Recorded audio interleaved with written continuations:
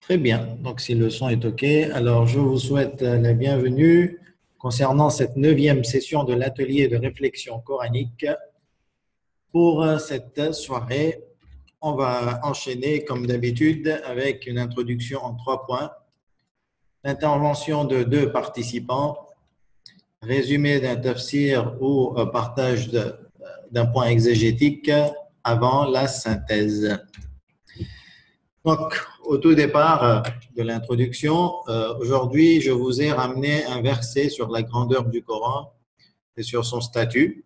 Ce verset, il est dans la sourate 73, verset numéro 20, donc dans la sourate Al-Muzzammil.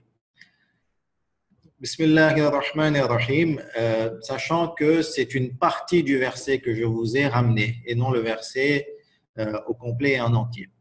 Donc, Bismillahirrahmanirrahim, faqra'u ma tayassara min al-Qur'an, alima an sayakunu minkum marda wa akharuna yadribuna fil ard, yabtaghuna min fadlillahi wa akharuna yuqatiluna fi sabilillah, faqra'u ma tayassara minhu. Récitez donc ce qui vous est possible du Coran. Il sait, donc Allah subhanahu wa ta'ala sait qu'il y aura parmi vous des malades et d'autres qui voyageront sur la terre en quête de la grâce d'Allah et d'autres encore qui combattront dans le chemin d'Allah. Récitez-en donc ce qui vous sera possible. Donc, on voit que la même phrase, récitez donc ce qui vous est possible, est répétée 2 fois, au début et à la fin de ce passage, ce qui indique que Allah subhanahu wa ta'ala, il sait que nous sommes occupés, nous avons des occupations, mais malgré cela, il nous demande de lire le Coran et la quantité qui nous est possible de lire et de réciter. Donc, à nous de faire les efforts pour essayer de réciter ce que l'on peut. On avance avec la lecture de la dernière page de la sourate Al-Mu'minun, sourate 23, verset numéro 105 à 118. Bismillahirrahmanirrahim. ألم تكن آياتي تتلى عليكم فكنتم بها تكذبون قالوا ربنا غلبت علينا شقوتنا وكنا قوما ضالين ربنا أخرجنا منها فإن عدنا فإنا ظالمون قال اخسأوا فيها ولا تكلمون إنه كان فريق من عبادي يقولون ربنا آمنا فاغفر لنا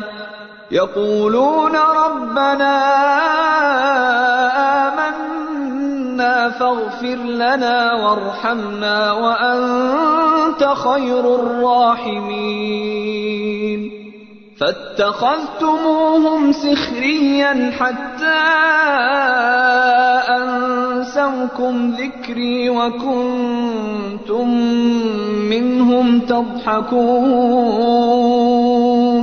إني جزيتهم اليوم بما صبروا أنهم هم الفائزون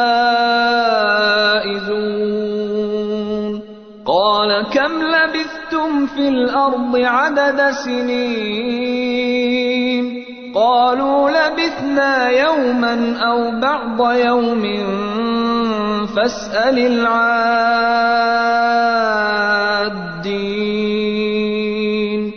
قال إن لبثتم إلا قليلا لو أنكم كنتم تعلمون أفحسبتم أنما خلقناكم عبثا وأنكم إلينا لا ترجعون فتعالى الله الملك الحق لا إله إلا هو رب العرش الكريم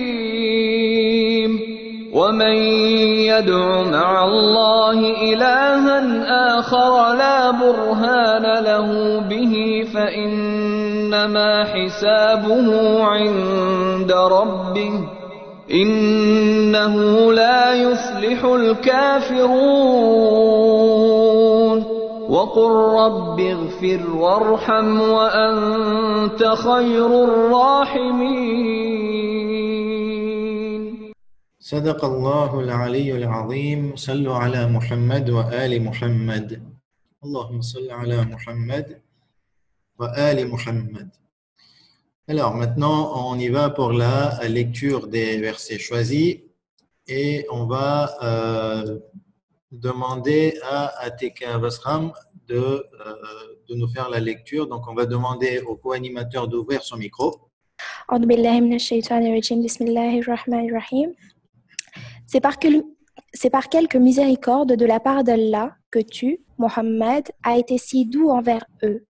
Mais si tu étais rude, au cœur dur, ils se seraient enfuis de ton entourage. Pardonne-leur donc et implore pour eux le pardon d'Allah et consulte-les à propos des affaires. Puis une fois que tu t'es décidé, confie-toi donc à Allah.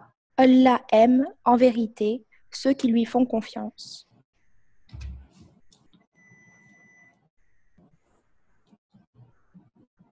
Sourate 16, verset 125. Bismillahirrahmanirrahim. Par la sagesse et la bonne exhortation, appelle les gens au Seigneur et discute avec eux de la meilleure mieux celui qui sait son sentier, et c'est lui qui connaît le mieux ceux qui sont bien guidés.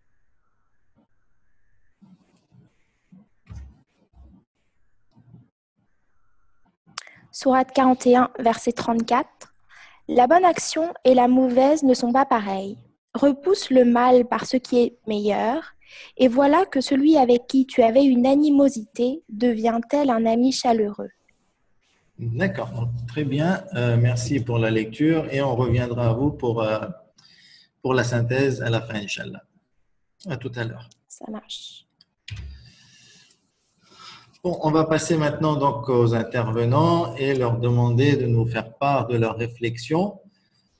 Donc, nous avons eu 3 ayats ce matin qu'on devait analyser. Je n'ai pas utilisé autre chose que Google, enfin Wikipédia surtout, pour la traduction des termes, ainsi que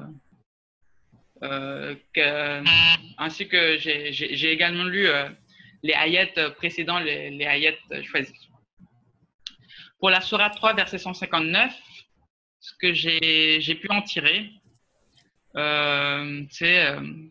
enfin, déjà pour les 3, le thème général, c'était, selon moi, le Amr bil Ma'aruf. Donc, dans la sourate 3, verset 159, on parle de la façon de prêcher l'islam. Allah demande à son prophète qu'il faut être doux lorsqu'il faut prêcher l'islam. Sinon, personne ne l'aimera. Et je pense qu'on peut… enfin, aussi, on peut l'expliquer par le fait que les Arabes sont considérés comme des êtres qui étaient un peu surdimensionnés, avec des égos surdimensionnés. Et du coup, il fallait leur parler avec beaucoup de gentillesse et avec tact pour qu'ils puissent accueillir la bonne parole. Donc, globalement, on nous incite à pardonner. Allah dit « pardonne-leur donc ». Donc, on nous explique en gros qu'il faut d'abord les pardonner, mais aussi demander le pardon à Allah. Donc, le pardon est en 2 étapes. D'abord, nous-mêmes, on doit pardonner. Puis ensuite, il faut demander le pardon à Allah parce que c'est Allah qui va finaliser ce pardon, en fait. Donc, le pardon est en 2 étapes.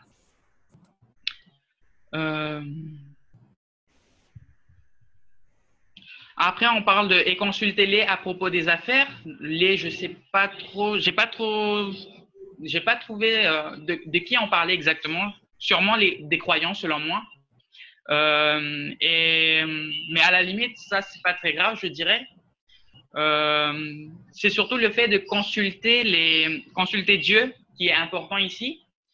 Est-ce que ça veut dire qu'il faut penser au istikharo lorsqu'on veut ouvrir un magasin? Est-ce que cette phrase-là parle de le fait de faire istikharo ou pas? Ou alors faire doua suffit seulement? En tout cas, dans notre culture, on voit que la consultation de Dieu par le istikharo est quasi systématique lorsqu'on veut ouvrir un magasin.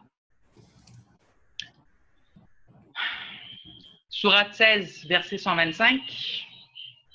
Là, Allah prône la discussion.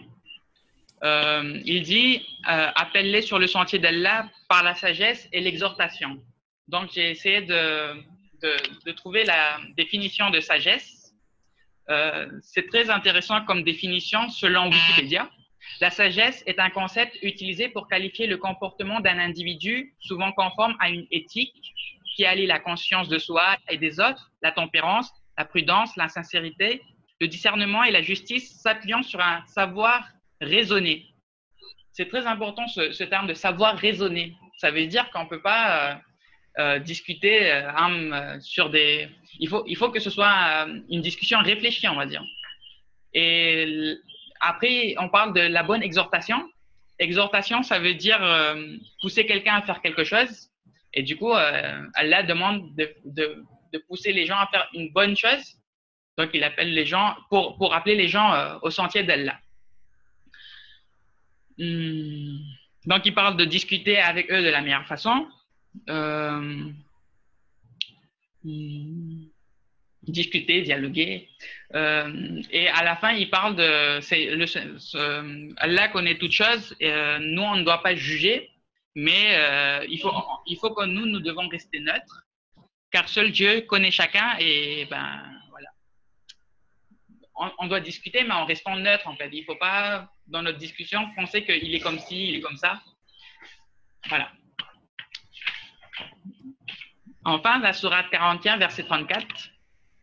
La première phrase, ben, c'est une évidence. Limite, on se demande si on nous prend pour des idiots ou pas, en fait. Parce qu'on dit que la bonne action et la mauvaise ne sont pas pareilles. C'est normal, c'est logique. Après, Allah dit « repousse le mal par ce qui est meilleur ». Donc, sous-entendu que le meilleur, c'est le bien. Donc, voilà. En gros, cette phrase-là, je l'ai un peu définie comme quand quelqu'un te gifle, ben, tends-lui l'autre joue, en fait. Ne sois pas comme lui, ne va pas lui répandre le mal par le mal. Et en gros, en fait, il veut qu'on fasse le amr bil ma'ruf par le comportement, en fait. Par la bonne action. C'est pas là, on ne parle pas de parole, on parle de la bonne action, le comportement. Et ben, je résumerai ce verset-là par un hadith d'Imam Ali qui disait « Soyez comme la fleur qui donne son parfum même à la main qui l'écrase. » Voilà. Très bien. Ok, merci beaucoup.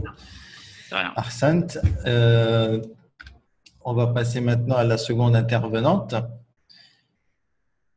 Malika Nassor. Salam alaikum. Alaykoum salam wa rahmatullah. Donc, je vais vous présenter un petit peu ma réflexion. Bismillahirrahmanirrahim. Concernant le verset 159 de la sourate Al-Imran. Déjà, une petite remarque, c'est que ce sont des versets qui s'adressent aux prophètes, mais grâce auxquels on peut apprendre plusieurs choses. Donc, pour le premier verset, j'ai noté 4 points, ou 5, je ne sais plus. Le premier point, c'est que c'est avec l'aide d'Allah subhanahu wa ta'ala que l'on peut parfaire son tempérament et son comportement. Puisque Allah subhanahu wa ta'ala dit c'est par quelque miséricorde de la part d'Allah que tu as été si doux envers eux. Deuxième point, ce que je remarque dedans, c'est que on ne peut inviter les gens à la piété et à l'islam par l'usage de la force ou même de la fermeté, mais plutôt en faisant preuve de tolérance et de douceur. Troisième point, c'est l'importance du pardon lorsque l'on prêche sur la voie de Dieu.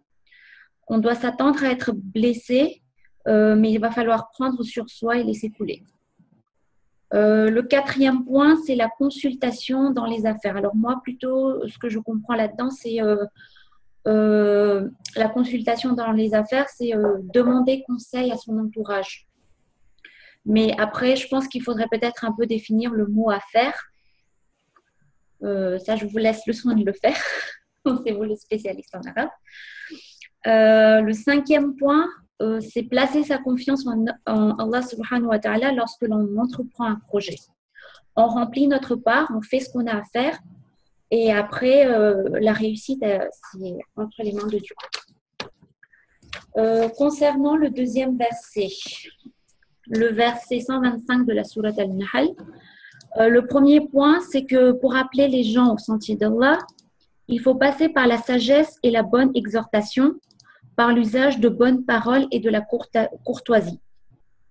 Et le deuxième point important dans ce verset, c'est que nous ne pouvons pas juger les gens, car seul Dieu connaît ce que renferme le cœur des autres et l'apparence peut parfois être trompeuse. Le troisième verset, le verset 34 de la sourate Fussilat, le premier point que je note, c'est qu'une bonne et une mauvaise action donc, n'auront pas le même effet. Et le deuxième point, donc si l'on souhaite contrer le mal, on doit passer par le bien, voire par ce qui est meilleur. Et ce qu'on aura comme résultat parfois, donc, dans ce cas-là, c'est que l'animosité va se transformer en amitié. Et ce verset, c'est un verset que j'aime beaucoup parce qu'il me fait rappeler un passage du doigt de notre quatrième imam, l'invocation des actes nobles de la morale, où l'imam dit « Mon Dieu, fais-moi réussir à conseiller celui qui m'a dupé, à rétribuer par la bonté celui qui m'a délaissé, à récompenser par la générosité celui qui m'a privé, à fermer les yeux sur toute malfaisance dont j'ai été victime. » Et ce verset me rappelle également les différents récits que l'on nous rapporte sur le comportement et le caractère noble des Ma'soumines à chaque fois qu'on leur a témoigné de l'hostilité ou même de la haine. Donc, si on fait la synthèse de tous ces versets, c'est que ces versets nous décrivent l'art d'appeler les gens au sentier d'Allah subhanahu wa ta'ala et l'art de la bonne exhortation. Et l'application, c'est que lorsque je décide de servir Dieu et de servir ma religion, je dois m'attendre à faire face à beaucoup de difficultés et à l'hostilité des gens, mais je dois surtout apprendre à rester calme et poli en toutes circonstances, à être courtois dans mes paroles, sans juger les gens et à placer ma confiance à Allah subhanahu wa ta'ala. Mais toutefois, mon humble avis, c'est quelque chose de vraiment difficile à faire dans la mesure où cela nous demande d'encaisser et de pardonner à ceux qui portent atteinte à notre amour-propre. Et ça rejoint un petit peu le thème du dernier atelier où on nous disait qu'il faut sacrifier ce qui nous est vraiment cher pour atteindre la piété. Parce que pour tout le monde, en fait, le soi, l'honneur, c'est quelque chose d'important, c'est quelque chose de précieux. Et devoir pardonner et se montrer bienveillant envers quelqu'un qui nous insulte ou qui nous maltraite ou qui nous rejette, c'est une forme de sacrifice. Et pourtant, c'est une condition sine qua non si on veut servir Dieu. Et voilà, le point que je viens de citer, en fait, il est confirmé par le verset suivant, dans le verset 35 de cette même sourate, où Allah subhanahu wa ta'ala dit « Mais ce privilège n'est donné qu'à ceux qui endurent et il n'est donné qu'aux possesseurs d'une grâce infinie. » Et il y a une petite question donc, qui se soulève, c'est que si par moment je perds patience et que je n'arrive pas à garder mon calme devant quelqu'un qui m'insulte, par exemple, est-ce que tout ce que j'ai accompli jusque-là sera quand même accepté par Allah subhanahu wa ta'ala, ou est-ce que tout va partir en fumée parce que, bon, il faut le reconnaître, on est des êtres humains et il y a des moments où on n'arrive pas à garder notre calme. Voilà. D'accord, très bien. Merci beaucoup pour ce partage. Donc, on a eu droit à deux excellentes interventions et la seconde a bien complété, rajouté et même abordé l'explication des versets sous différents angles ou sous un angle bien différent. Peut-être que je vais rester sur ces versets pour apporter quelques détails puisqu'il m'a été demandé. La première remarque, c'est à une affirmation de Shamir. Lorsqu'il parle de consulter Dieu, j'ai lu et relu le verset, je ne vois pas où on demande de consulter Dieu. Le verset dit « et consulte-les » à propos des affaires. Ici, c'est les gens qui entourent le prophète. D'accord? Donc, et affaire, le terme affaire ici en arabe, c'est al-amr. Donc, c'est tout type d'affaires, tout type d'action, d'agissement, lorsqu'elle est précédée d'une décision. Donc, en fait, le verset, il est simple à comprendre. Lorsqu'on veut prendre une décision pour agir, pour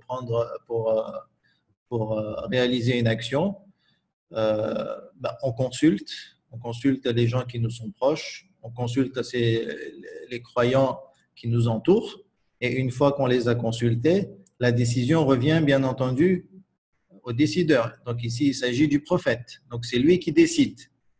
Et une fois qu'il a décidé, ce qui est très très important, c'est qu'il fasse confiance à Allah et confie-toi donc à Allah. Fatawakkal ala Allah. Donc là, il y a le concept du tawakkul.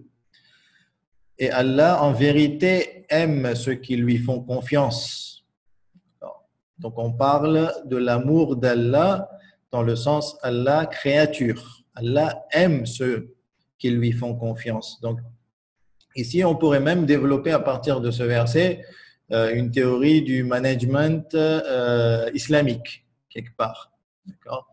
Donc, on va dire qu'il y a des principes dans le management islamique. Un des principes, c'est déjà demander à Dieu de nous parfaire et de nous donner sa miséricorde. Ensuite, être bon, doux, lorsqu'on dirige. Et il ne faut pas être rude.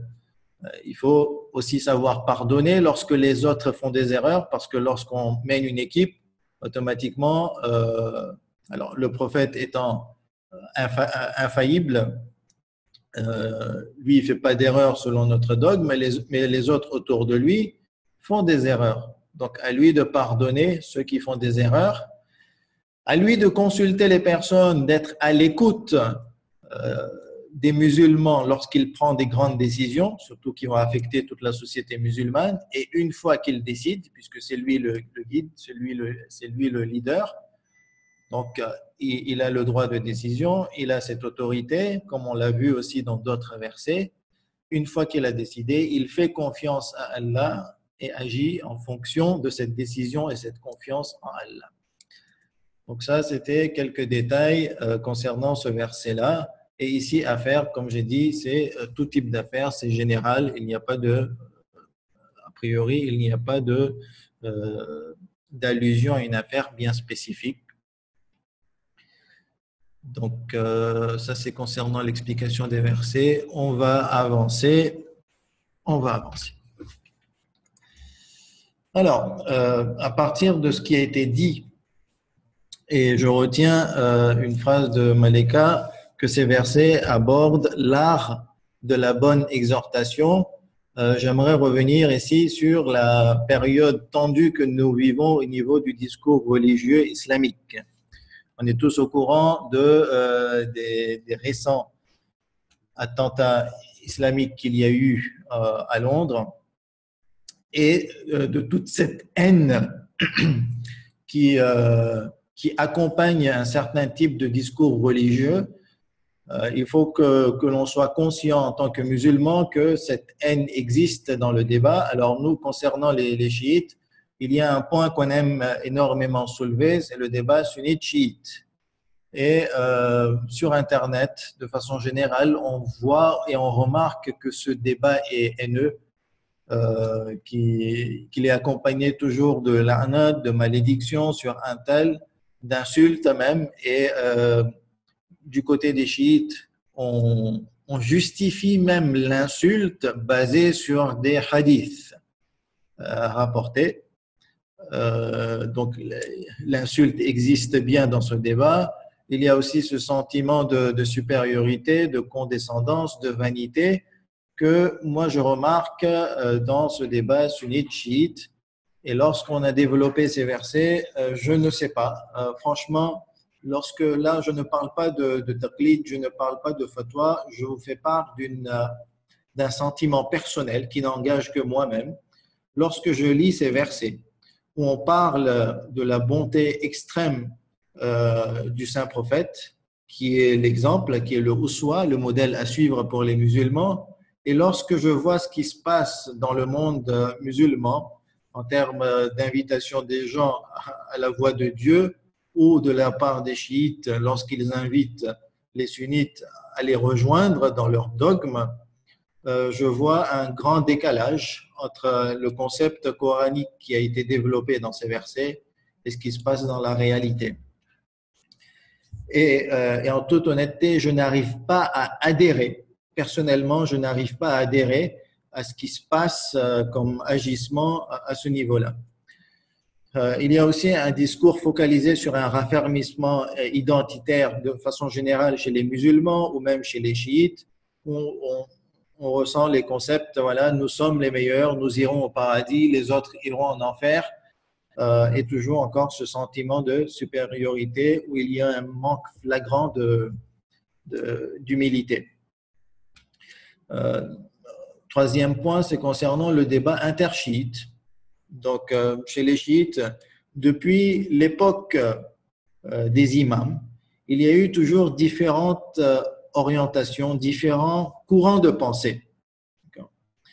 Et à l'heure actuelle, à notre époque, ces courants de pensée existent, il y en a plein, il y a différentes façons de voir, on va dire, ou de lire les textes religieux, et automatiquement, les résultats divergent entre les différents courants et orientations. Mais le problème, ce n'est pas ça. Le problème, c'est la tension et la rigidité ou la censure ou même de l'insulte et même de la violence, parce qu'il y a même des tueries, des assassinats entre chiites parce qu'ils pensent de façon différente. Et il n'est pas, on va dire, à prouver que nous vivons dans une période extrêmement critique, extrêmement violente à l'intérieur du monde musulman. Et c'est malheureux, c'est extrêmement malheureux lorsqu'on lit tous ces versets qui nous incitent à la bonté. Certes, cette bonté, on va dire, extrême, elle nous paraît difficile, mais il n'y a pas de doute. Pour moi, c'est le secret de la réussite du travail prophétique. Lorsqu'il a réussi à changer le monde, et d'ailleurs, même des sondages d'intellectuels à travers l'histoire durant le XXe siècle et le début du XXIe siècle montrent que même pour les intellectuels, Muhammad, et eux, ils ne le reconnaissent pas en tant que prophète, c'est lui qui a opéré le plus grand changement dans l'histoire de l'humanité avec l'islam. D'accord ? Donc, pour moi, oui, ce plus grand changement dans l'histoire de l'humanité, il a été fait grâce à ce comportement extraordinaire du prophète qui est basé sur la bonté, sur le pardon, sur la patience et le sabre, et non ce que l'on voit dans le monde actuel où on a la manifestation d'une violence, d'un fondamentalisme qui n'est qu'une lecture extrême, extrémiste de certains textes coraniques. Moi, je dirais, allons dans l'extrémisme de l'application des versets que nous venons de lire. C'est quelque chose qui n'est pas facile, mais essayons de, même, je dirais, déséquilibrer et aller vers la bonté, certes peut-être naïve pour certaines, mais on a besoin de cette bonté, de cette gentillesse et de ce message coranique qui se propage à travers le monde et l'humanité, et même dans notre entourage. Donc voilà, je voulais prendre 5-7 minutes de votre temps pour faire part de cette pensée qui m'est chère. Et donc aujourd'hui, comme nous vivons ce genre de moments difficiles, à nous d'apporter notre pierre à notre niveau. On va dire, peut-être que les personnes modérées oui, sûrement les personnes modérées, les musulmans modérés sont bien plus nombreux que les extrémistes. Mais le problème, c'est qu'ils ne s'expriment pas et qu'il n'y a pas cette manifestation de cette modération, ou de cette bonté ou de cette tolérance de la part de ces musulmans. Donc, à nous d'inviter les gens à cette tolérance et ce message de paix. Je vais laisser la place donc maintenant à Ateka de nous faire part de sa synthèse. Alors déjà, je vais m'excuser parce que j'ai eu ma connexion qui a sauté au moment de l'intervention de Malika Nassor. Du coup, j'ai un bout pour la fin, j'ai ses derniers mots, mais je n'ai pas son intervention. Donc, bon, je m'en excuse. Du coup, alors, donc, la séance a commencé par une partie d'un verset que vous avez choisi sur la grandeur du Saint-Coran, la sourate 73, le verset 20, dans lequel Allah subhanahu wa ta'ala nous invite à réciter le Saint-Coran, peu importe la quantité qu'on puisse réciter, mais le faire malgré nos occupations. Par la suite, donc les 3 versets d'étude aujourd'hui étaient ceux de la sourate 3, le verset 159, sourate 16, verset 125 et sourate 41, verset 34. Alors, le premier intervenant, c'était Shamir Jafari, qui a considéré que les 3 versets avaient pour thème, premier verset ayant pour objet de montrer, en fait, de dire au saint prophète comment il fallait prêcher l'islam, et bon, par extension, j'imagine, pour nous, comment le faire. Comment il l'a fait avec beaucoup de douceur, et Shamir nous disait que les Arabes étaient considérés comme ayant un ego surdimensionné, d'où l'importance du tact. Ensuite, ce que j'ai trouvé intéressant, c'est que Shamir nous dit que Allah incite le prophète à pardonner, mais il donne une méthode en disant qu'il faut d'abord pardonner soi-même, puis demander à Allah subhanahu wa ta'ala de leur pardonner. Dans ce même verset, on parle de la consultation des croyants. Donc là, je pense que Shamir a eu un petit contresens. Sur le deuxième verset, Shamir nous parlait de la discussion et du dialogue qu'elle prône.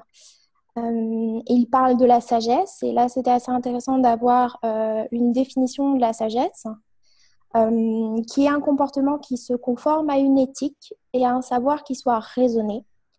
Pareil, pour l'exhortation, donc voilà, c'est appeler les gens à rejoindre le sentier d'Allah subhanahu wa ta'ala. Et là, d'où l'importance à ce niveau de la neutralité et de ne pas prendre de jugement, car Dieu seul connaît ses créatures. Le troisième verset, selon lui, donc poser la logique du bien et du mal et ne pas répondre au mal par le mal.